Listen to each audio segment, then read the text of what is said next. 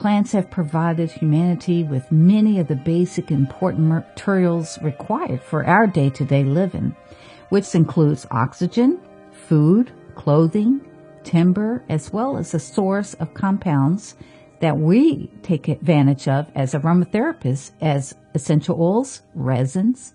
We have rubbers, gums, dyes, pesticides, and drugs ultimately came from plants. Now, plants might be considered biochemical factories, if you will, because they have evolved over the millions of years.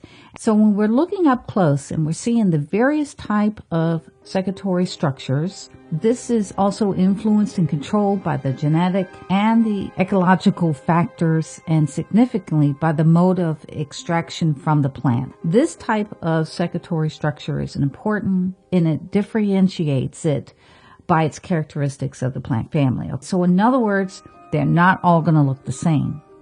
When we look at the microscopic investigation of a plant structure, it's important for us to look at the complex biological research process, and this is going to include the plant growth and the development, the genetics, and its breeding.